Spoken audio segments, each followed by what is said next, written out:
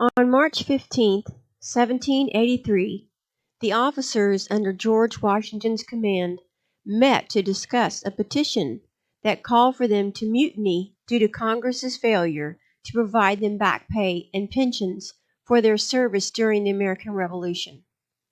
George Washington addressed the officers with a 9-page speech that sympathized with their demands, but denounced their methods by which they proposed to achieve them.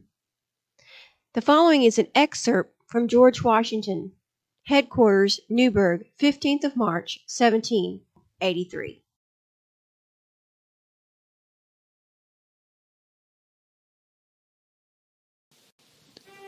Gentlemen, by an anonymous summons, an attempt has been made to convene you together. How inconsistent with the rules of propriety, how unmilitary, and how subversive of all order and discipline. Let the good sense of the army decide. In the moment of this summons, another anonymous production was sent into circulation, addressed more to the feelings and passions than to the reason and judgment of the army.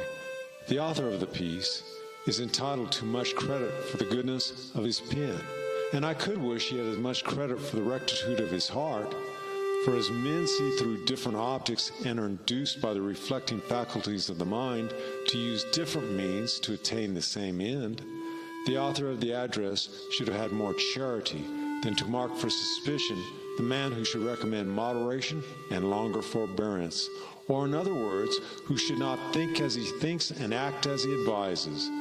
But he had another plan in view, in which candor and liberality of sentiment, regard to justice and love of country have no part. And he was right to insinuate the darkest suspicion, to effect the blackest designs. That the address is drawn with great art and is designed to answer the most insidious purposes. That it is calculated to impress the mind with an idea of premeditated injustice in the sovereign power of the United States, and rouse all those resentments which must unavoidably flow from such a belief.